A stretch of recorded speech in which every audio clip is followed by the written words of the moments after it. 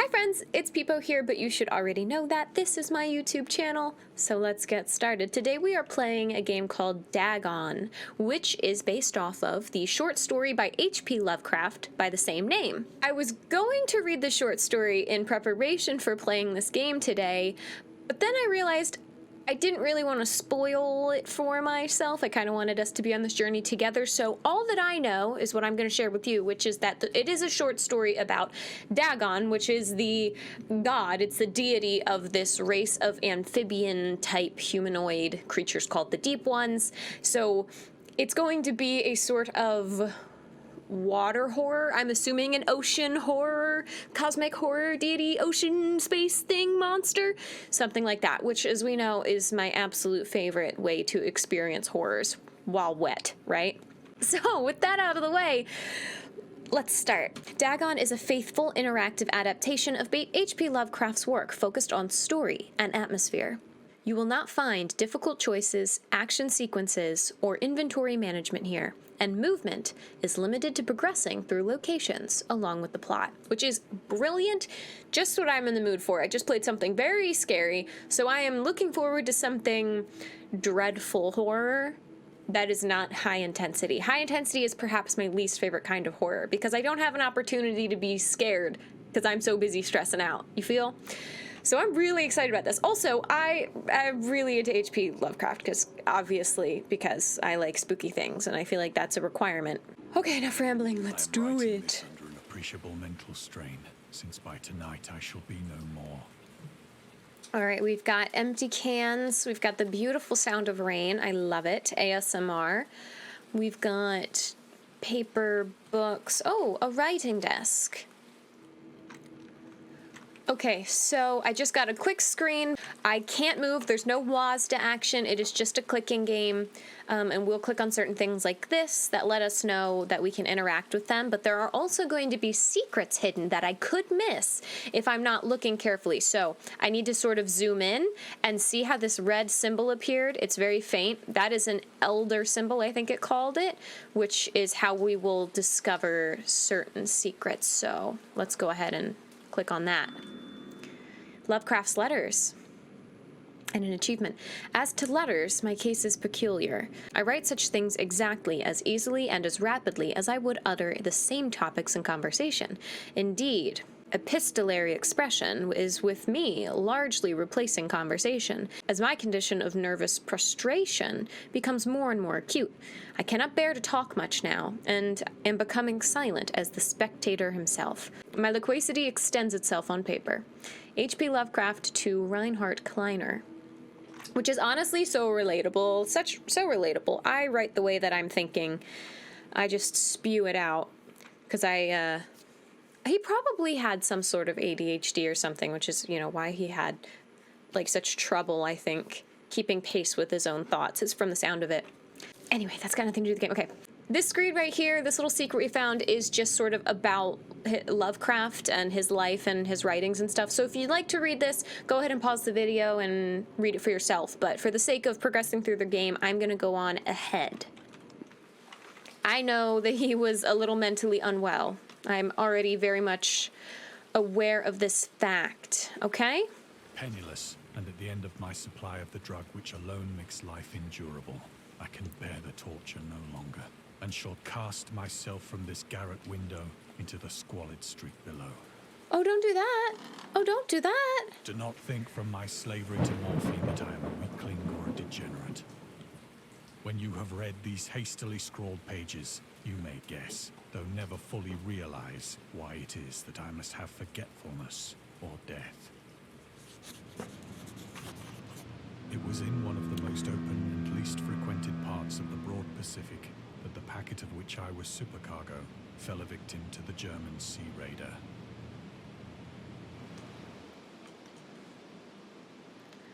Okay, now, aha!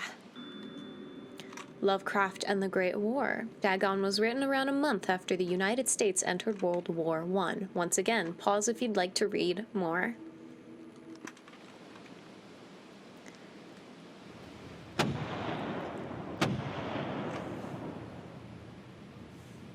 The Great War was then at its very beginning, and the ocean forces of the Hun had not completely sunk to their later degradation. So that our vessel was made a legitimate prize, whilst we of her crew were treated with all the fairness and consideration due us as naval prisoners.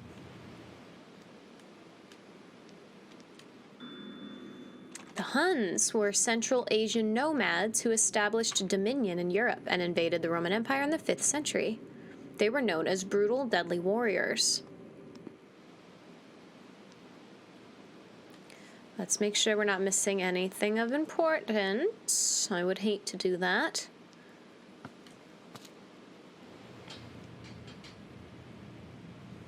So liberal, indeed, was the discipline of our captors, that 5 days after we were taken, I managed to escape alone in a small boat with water and provisions for a good length of time. They were very lax, weren't they? Damn. Damn, indeed.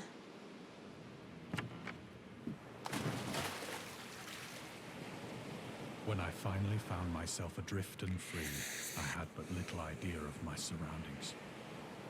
Never a competent navigator, I could only guess vaguely by the sun and stars that I was somewhat south of the equator.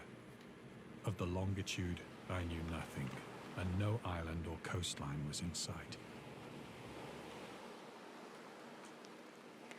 Absolutely terrible. Oh, disgusting, terrible, terrible, yucky, ew. Hate it. 0 out of 10. No, no. Thank you. Blech. What am I hearing? Sounds like a dog, maybe. The moon, is it? You want me to click on the moon? The weather kept fair, and for uncounted days I drifted aimlessly beneath the scorching sun, waiting either for some passing ship or to be cast on the shores of some habitable land.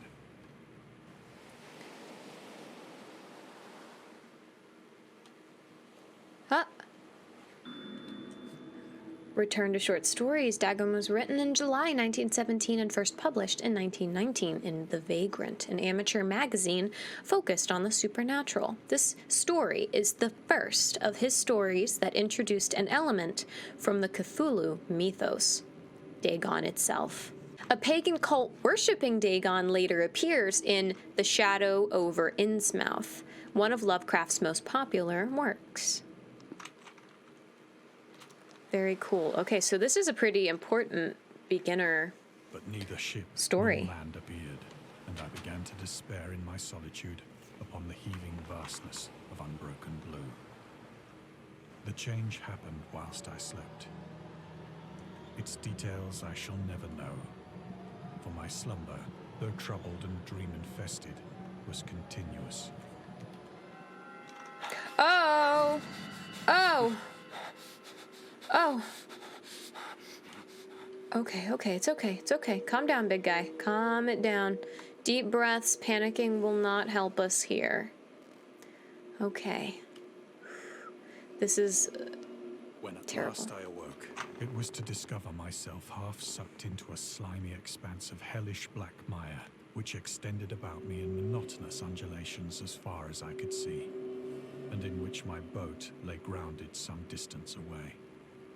Though one might well imagine that my first sensation would be of wonder at so prodigious and unexpected a transformation of scenery, I was in reality more horrified than astonished. For there was in the air, and in the rotting soil, a sinister quality which chilled me to the very core. The region was putrid with the carcasses of decaying fish, and of other, less describable things which I saw protruding from the nasty mud of the unending plain. Perhaps I should not hope to convey in mere words the unutterable hideousness that can dwell in absolute silence and barren immensity. There was nothing within hearing, and nothing in sight, save a vast reach of black slime. Yet the very completeness of the stillness and the homogeneity of the landscape oppressed me with a nauseating fear. The sun was blazing down from a sky which seemed to me almost black in its cloudless cruelty, as though reflecting the inky marsh beneath my feet. Whew, buddy. Okay. All right, big guy.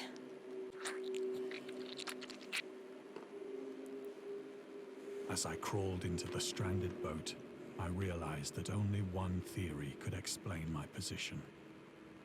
Through some unprecedented volcanic upheaval, a portion of the ocean floor must have been thrown to the surface, exposing regions for which innumerable millions of years had lain hidden under unfathomable watery depths. So great was the extent of the new land which had risen beneath me that I could not detect the faintest noise of the surging ocean, straining my ears as I might. Nor were there any seafowl to prey upon the dead things.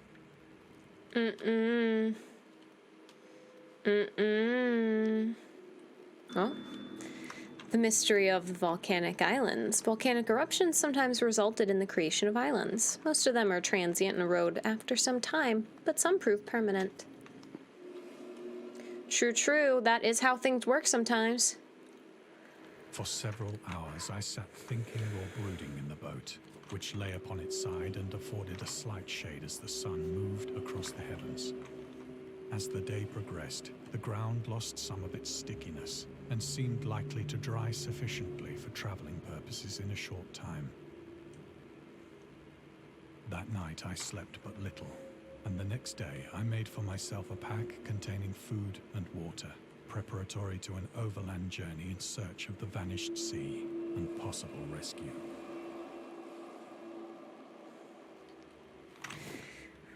On the third morning, I found the soil dry enough to walk upon with ease.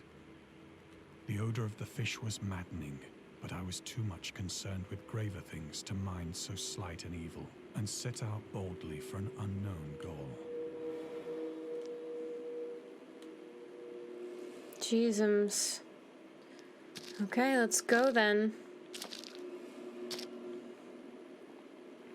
All day I forged steadily westward, guided by a faraway hummock which rose higher than any other elevation on the rolling desert.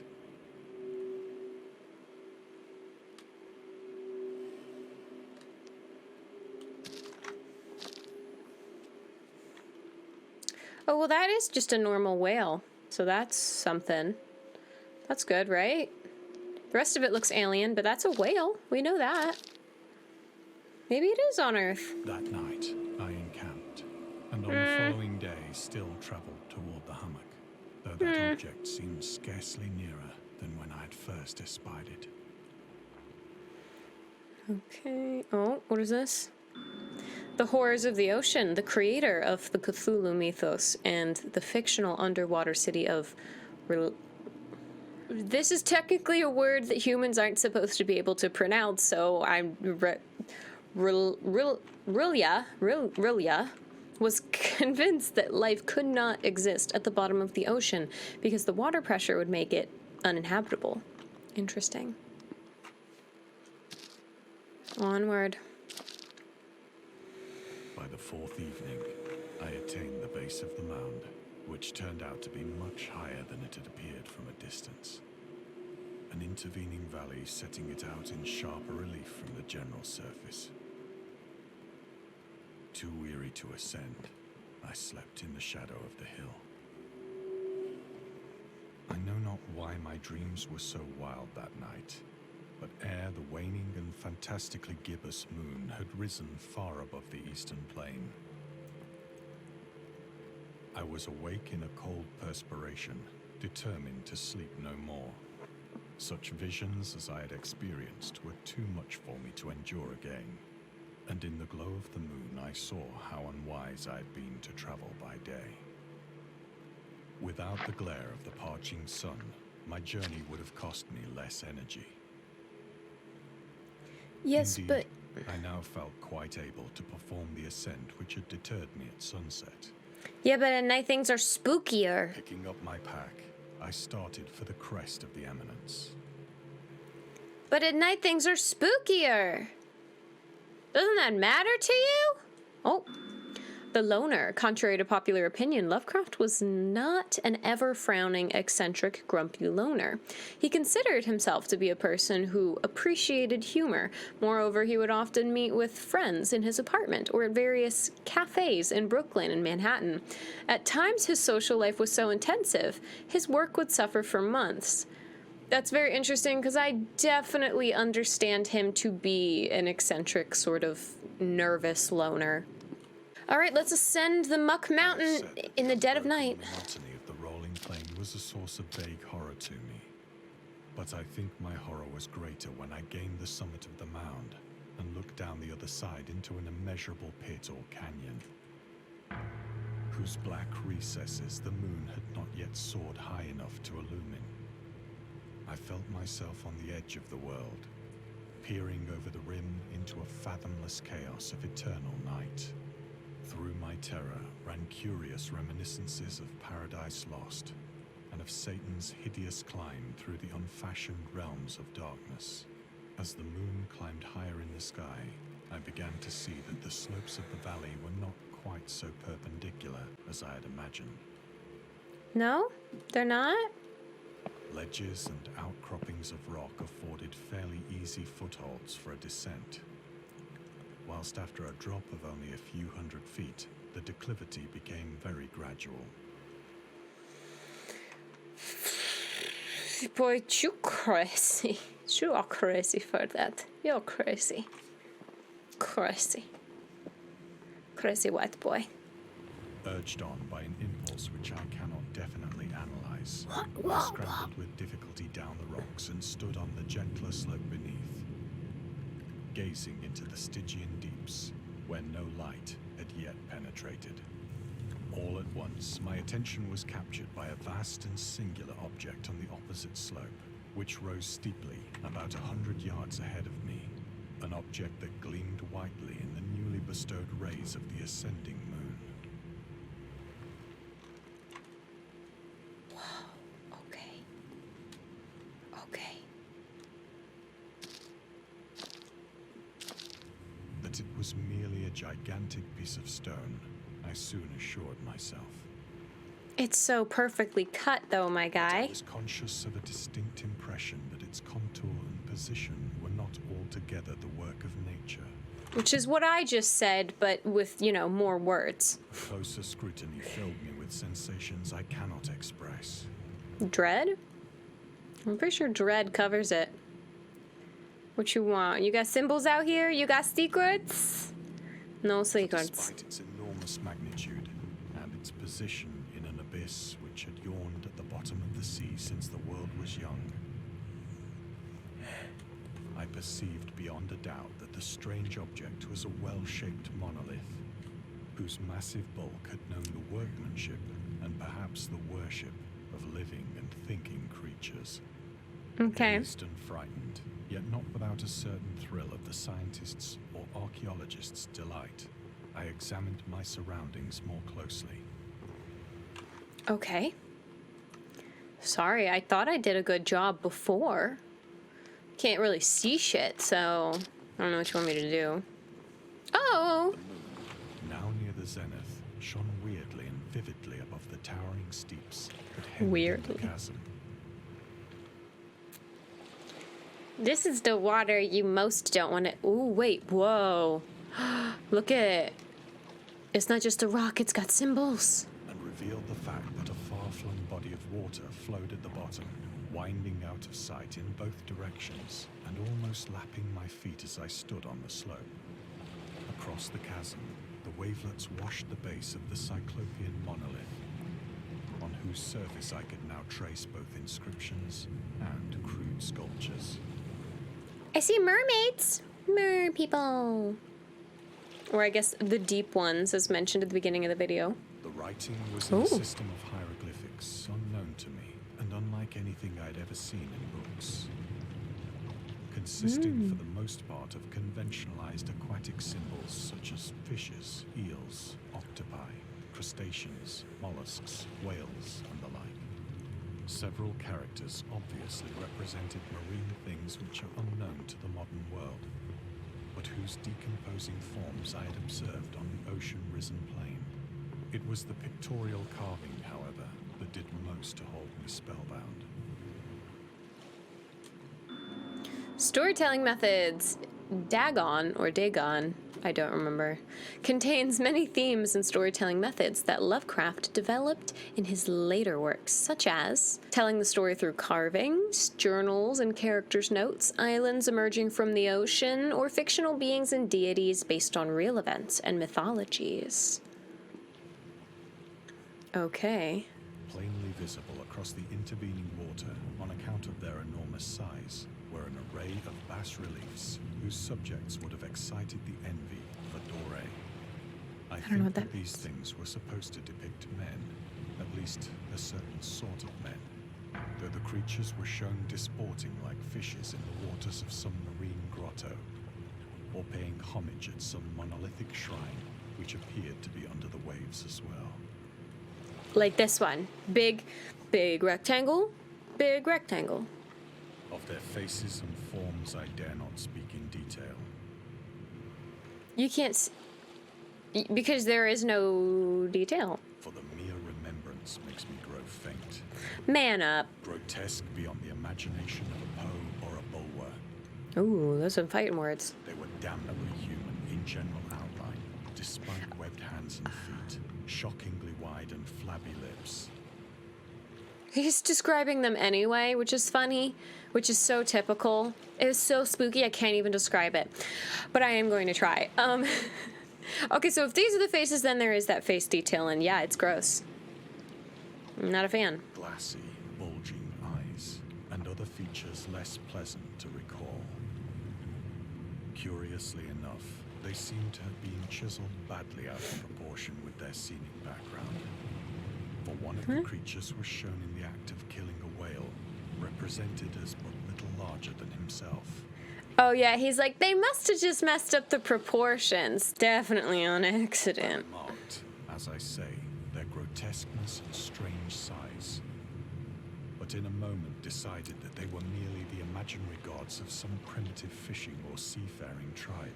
Yeah, imaginary, bud. Some tribe whose last descendant had perished eras before the first ancestor of the Piltdown or Neanderthal man was born. Oh, what location? They would put the forking symbol in this particular. It's just like it's a little. It's not just me, okay? Right. The Piltdown man. Lovecraft would often use the latest scientific discoveries as inspiration for his works. He would even update his stories at the last moment in order to make sure they reflected the latest breakthroughs. Unfortunately, this method was not without its flaws, and after his death, the Piltdown man discovery mentioned in Dagon turned out to be a paleoanthropological fraud. I'm not familiar with the Piltdown man. I'll have to look that up. I will insert something about it now. Okay, wow, wasn't that very educational and fun? Cool. Awestruck at this unexpected glimpse into a past beyond the conception of the most daring anthropologist, I stood musing whilst the moon cast queer reflections on the silent channel before me. Then, suddenly, I saw it. I did? What did I see? What? A slight churning to mark its rise to the surface, the thing slid into view above the dark waters. Polyphemus-like and loathsome, it darted like a stupendous monster of nightmares to the monolith.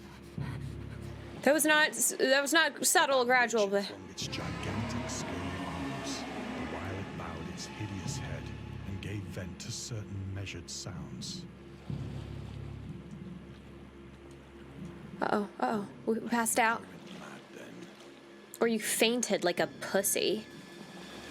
Of my frantic ascent of the sloping cliff and of my delirious journey back to the stranded boat, I remember little. Oh, you just blacked out. That's fine. It happens. At least you didn't faint like a pussy.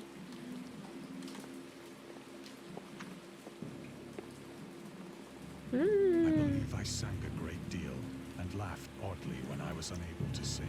Bitch, me too. What a relatable panic response that is. See, friends? Singing is a normal, relatable panic response, and it's not weird to do it. And we shouldn't make fun of people who do it, because that's not nice. And you're also wrong for that, because it's normal, okay? No secrets here, no secrety secrets. All right, okay, I'm going. Relax, music. Tense spook sounds. I have indistinct recollections of a great storm sometime after I reached the boat. At any rate, I know that I heard pearls of thunder and other tones which nature utters only in her wildest moods. It's definitely peals of thunder, my guy. He said pearls, but that's okay. That's okay. We all make mistakes. It's definitely peals of thunder, though. Just saying. Just a little correction, just in case you're wondering. It's not pearls of thunder. That doesn't make any sense. When I came out of the shadows, I was in the San Francisco hospital, brought thither by the captain of the American ship which had picked up my boat in mid-ocean. Classic ending when you don't know how else to explain the fantastical things you just made up. It was just a dream. It was all a dream. I was dreaming. And then I woke up. In my delirium, I had said much, but found that my words had been given scant attention. Yeah, because you were dreaming. Of any land upheaval in the Pacific, my rescuers knew nothing. Because you had a very vivid nightmare. Nor did I deem it necessary to insist upon a thing which I knew they could not believe. You crazy bitch. Can't believe it. That is crazy. Oh, right under the cross. Oh, you bastards. The atheist. Lovecraft considered himself an atheist and absolute materialist, which he attributed partly to his early childhood interest in astronomy and science in general. In his own words, "I am indeed an absolute materialist so far as actual belief goes, with not a shred of any credence in any form of supernaturalism, religion, spiritualism, transcendentalism, metempsychosis, or immortality.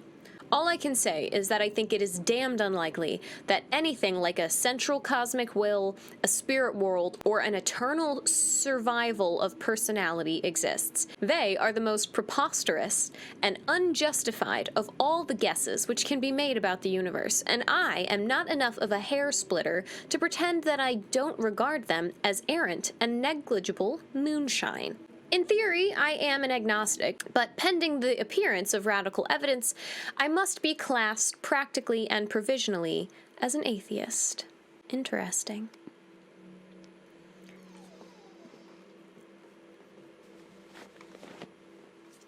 Once I sought out a celebrated ethnologist and amused him with peculiar questions regarding the ancient Philistine legend of Dagon, the fish god. Interesting. Dagon! Dagon, that's what he said. I think I've been saying Dagon. Dagon was the main deity of the Philistines, worshipped throughout the Middle East as the ancient god of fertility and crops. The ruler of Akkad, Mesopotamia, chose him as the patron saint of their war conquests. He also appeared as the judge of the dead in an Assyrian poem and an underworld prison warder in one of the Babylonian texts. He is often mistakenly taken for a fish god due to the wrong interpretation of his name, as in Hebrew, the word dag means fish. Ah, okay, but in H.P. Lovecraft's work, Dagon is an underwater deity ruling over the deep ones. But that's kind of a mess up, isn't it? That's kind of an error. He's worshipped by a secret cult called the Esoteric Order of Dagon. But he's not a fish god. He's not. He's fertility and crops and underworld judgment. That's cool. I didn't know that. I also didn't know that Dagon appeared across such a vast amount of ancient civilizations and mythology. I didn't know that. We do love to learn, don't we, But class? perceiving that he was hopelessly conventional, I did not press my inquiries. Oh. What is that? The Necronomicon, is it? Wait, hold on. The Marketer. Lovecraft's attempts to find a job in 1925 were influenced by advice he received from friends. Among others, he started freelancing for a marketing magazine where he would write announcements and commercials. Feel free to judge his copywriting skills for yourself. I'm gonna go ahead and let you do that in your own time if you'd like. The Necronomicon is a source of personal interest of mine. August Derleth and the Cthulhu mythos. August Derleth was an American writer and anthologist. He also befriended Lovecraft and published many of his works through his company, Arkham House. Although he greatly contributed to the popularization of the author's work after his death, he is surrounded by numerous controversies. One of the most questionable decisions involved introducing the good versus evil doctrine to the Cthulhu mythos, which contrasted with Lovecraft's view of the world, which, as we just read, is self-proclaimed atheism, and his approach to cosmic horrors. As a result, the author's works are often misunderstood and misinterpreted in today's culture. It is also worth noting that Lovecraft was never really interested in creating a mythology, and the term Cthulhu mythos was coined by Derleth after the author left the mortal plane. Fascinating. This is a beautiful office, by the way. Wow. Good on us for, surviving, right? Wait. Oh, I almost missed it. Ooh, these sneaky bitches. There's one in there. The scientist.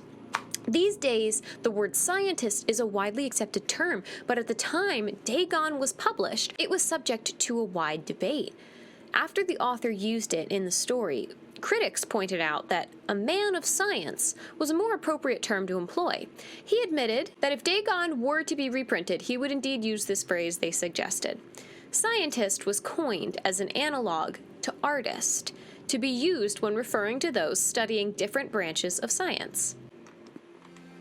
That's very interesting, whereas nowadays we wouldn't use, as it explains if you read it a little bit more, we would not use man of science because that is gender specific, and we view scientist as a gender neutral term that could mean anyone studying science.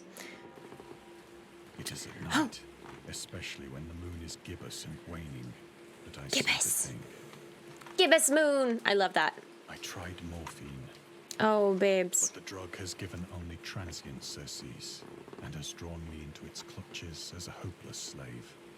So now I am to end it all, having written a full account for the information or the contemptuous amusement of my fellow men. I don't think we need to do all that. Lovecraft on tobacco and alcohol. Lovecraft hated tobacco, even though he used to smoke when he was 12 in order to look and feel like an adult. In correspondence with a friend, Reinhard Kleiner, he claims that he quit as soon as he started wearing long pants. He also had a very strong opinion about alcohol, as evidenced by his letter to Zelia Brown. As for the matter of drinking, I have never tasted intoxicating liquor and never intend to, having a strong aesthetic disgust at anything which blunts or coarsens the delicate natural equipoise of the evolved human intellect and imagination. Drinking excites my personal repugnance, hence I don't drink. He is sassy. Let the herd do what they will. I'm rather in favor of prohibition, the prohibition of any one antisocial force, as well as of any other. Damn, he sounded like he was a whole lot of fun at parties. I am going to reaffirm my opinion from before that regardless of what they say, I definitely think he was a little bit of an anxious, antisocial, maybe not super fun person. I don't believe that his social life was sometimes so poppin' that he couldn't juggle work and socializing. I'm just not buying it. With that personality, no. I wouldn't invite him. Not because he doesn't drink, Often, but like... I ask myself if it could not all have been a pure phantasm. Because he guilts everybody else about it, which is like, ew. A mere Anyway. freak of fever as I lay sun-stricken and raving in the open boat. After my escape from the German man of war, I ask myself, but ever does there come before me a hideously vivid vision in reply. I cannot think of the deep sea without shuddering at the nameless things that may at this very moment be crawling and floundering on its slimy bed, worshipping their ancient stone idols and carving their own detestable likenesses on submarine obelisks of water-soaked granite. I dream of a day when they may rise above the billows to drag down into their reeking talons the remnants of puny, war-exhausted mankind. Of a day when the land shall sink and the dark ocean shall ascend amidst universal pandemonium.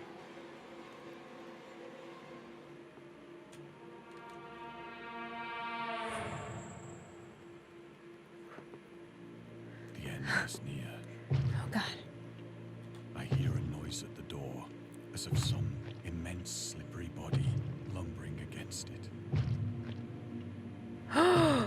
Oh, this is not a just I woke up and it was all a dream ending that I was discrediting it as having. I'm eating my words immediately. Ew, creepy, creepy, ew. Yuck. It shall not find me. Are you hallucinating right now? Because you do a lot of Oh! God, that hand!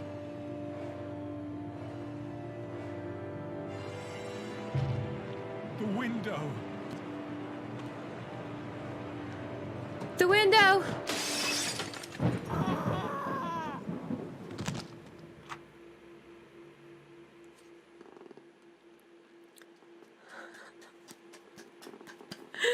Oh, we hope you enjoyed immersing yourself in our little pool of cosmic horror. We would appreciate it if you took a moment to rate Dagon and check out all the other games and DLCs.